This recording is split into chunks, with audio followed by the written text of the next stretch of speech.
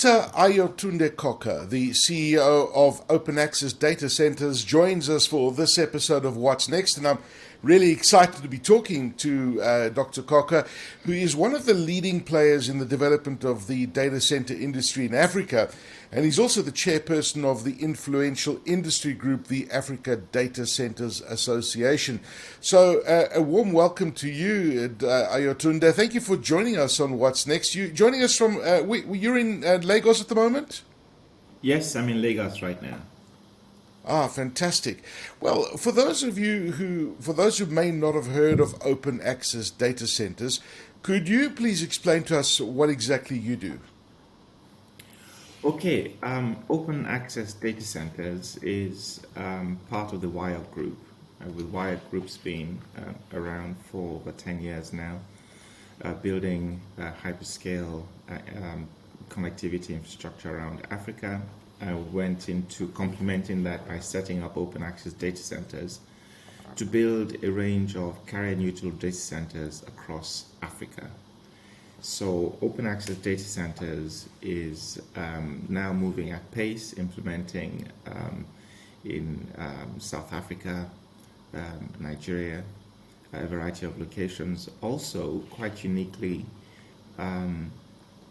Open Access Data Centers is providing landing points for a couple of the key cables being brought into Africa now.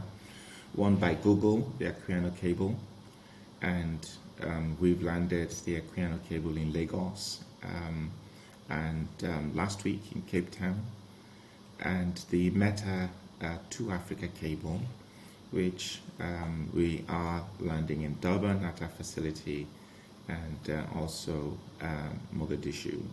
So we are building at not just many countries, but at different levels of scale. Uniquely also the sort of core hyperscale data centers of tens of megawatts of capacity, one in Lagos being an example of the flagship of that. And our capacity in Durban is hundreds of racks, the lower levels of megawatts, to the mid-range sort of size of data centers of about 200 to 400 racks in the metropolis that actually demand that kind of scale, not the huge scale fits everywhere. And finally, the edge data centers. The edge data centers are smaller data centers up to about 50 racks, 150 kilowatts of critical power, taking data to the point of closer to the point of use, taking away latency and bringing in infrastructure that allows us to leverage the benefits of 5G as it emerges into the future. Now we have over 20 data centers, edge data centers in South Africa, and other data centers at Durban, as I mentioned, 2 coming in on stream in Cape Town by the year end, and also 2 key locations in Johannesburg. Wow, this is super exciting. I may be giving my age away, but I remember when we had the SAT3 cable in South Africa, and I remember being at the landing site of the West Africa cable system many years ago, which connects all the way from Nigeria down to the west coast of Africa, and then of course all the other undersea cables. And it's extraordinary to think in the last decade how many undersea cables are landing on our continent. And when I'm hearing you talking about all of these data centers, it's just music to my ears, because I'm just looking at economic development. I'm looking at people's lives changing. I'm just looking at this continent that is going to flourish because of these technologies. When you look at your main goals when it comes to developing a presence in South Africa, what would it be? What are your main goals in developing this presence in South Africa? It's a market that's served in various ways. You have some initial established players now. We think there's a market there also at the mid to top range of high quality tier 3 certified data centers at key locations and unserved locations, which is why we are building a couple of facilities in South Africa, locations actually that are complementary to deliver the capacity to some of the observed markets. So right now, but also at higher levels of efficiency and value. And we have the couple of locations in Johannesburg strategically located to complement existing capacity that's there right now, and also in Cape Town. So it is complementary to other capacity that's available in those locations right now. But more critically, we are building the edge data centers, and we're expanding them rapidly to unreached points of consumption to deliver content to the edge at exactly the point of use.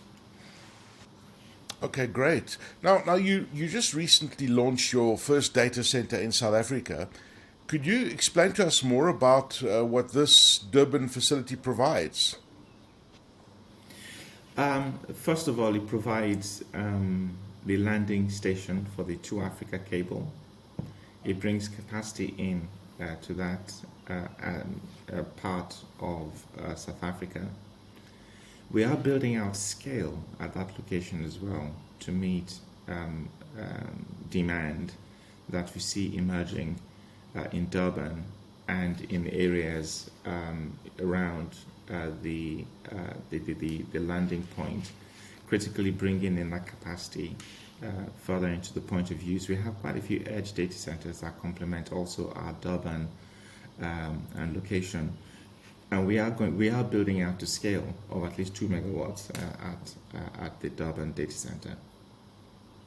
Wow, this is exciting stuff. I'm very, very impressed with your future thinking and where your strategy is lying. You also said you want to invest $500 million over the next 5 years into your African data center network, which is a great investment. You look at Africa, and there's a tremendous amount of investment being made into Africa, whether it be fiber, whether it be the undersea cables you touched on, data centers. Why is this the right location to invest this kind of infrastructure? Okay, a variety of reasons and indicators. Some are anecdotal indicators. First of all, Africa has about 15% of world population, 4% of world GDP. So there's a gap there, and I call it the prosperity gap. We've got that to close. And so that's the next wave of consumption, growing consumption in the world, right? We only have 1% of global data center installed capacity. And over 50% of what's installed in Africa right now is installed in South Africa. That's one. So there's a lot of demand there. We now have broadband penetration increasing, fiber penetration increasing across Africa, north to south, east to west, taking capacity, lots of undersea capacity coming into Africa, but we have to take it inland, and that's starting to happen now. That's another key driver. So we're getting broadband penetration into Africa. That's the key thing. You won't get broadband adoption if you don't get broadband penetration. The next thing is to drive the adoption. And you get the adoption when the content's available and the content is efficient and it's driven closer to the point of consumption, as we have elsewhere in the world where that growth has happened. The other key thing is the arrival of cloud. We have enterprises and enterprise data center. Enterprises can collocate their data center requirements and so on. But there's a shift to on-prem enterprise data centers, which is not where the huge scale is. Pardon me. The huge scale is actually driving consumption of content through cloud. And why is that the huge scale? You see, the spending pattern in Africa is predominantly earn today to spend tomorrow. I call it the sachet economy. Things that are procured in little sachets of consumption. So consumers of digital content and technology will consume, will pay today what they're going to consume tomorrow. And that goes for the micro, small, medium enterprises that by and large are the huge consumptive forces across Africa. The only way to do that in technology terms is to deliver cloud technology that will deliver technology in those small quantities of pay as you need, pay as you go, pay as you grow, both for businesses and for social consumption. So given those gaps that we see in Africa and also the advent of penetration of broadband, we've got to deliver the data center capacity to close that gap between Africa and the world, and between South Africa and the rest of Africa. And never mind, the rest of South Africa is still growing. So we have to deliver that digital infrastructure into Africa. Something unique with the Wire Group is that with OADC, we have the carrier neutral data centers, but then we couple that with the ability to hook up into a carrier of carriers in a sister company that allows us to interconnect our data centers across Africa. But being carrier neutral, we can also ensure that the ecosystem of other carriers in our vibrant sort of locations of consumption points, of data center delivery points, are interconnected and optimized across all of the technologies that are available and all of the mobile phone technologies that are available. And finally, with the edge data centers that we are putting in place, it hasn't been done before in Africa. We will be driving the efficiency of the consumption of that, the data center availability to host data closer to the point of use across the continent. So you will see us in some countries with, say, a 400 rack data center, because that's what's right for the country, and a distribution of some sort of 30, 40 rack data centers across the board.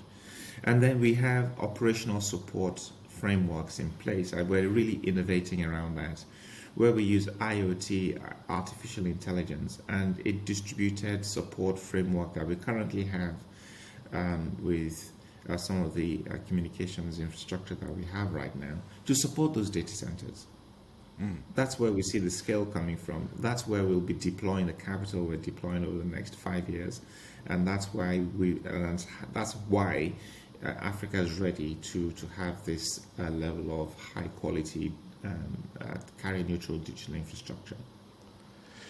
This is so exciting for me. You know, when you look at the stats, I was reading about, the population of Africa of around 1.4 billion people, the youngest continent in the world. And of course, when you look at the urbanization that is taking place, and out of those 1.4 billion people or so, only 50% are connected to the internet. The stat I was reading just recently was that in the next 3 to 5 years, more than 300 million Africans will experience the internet for the first time. And, this is the services that they're going to experience, the cloud infrastructure, that connectivity, and the economic growth is going to be fantastic to watch.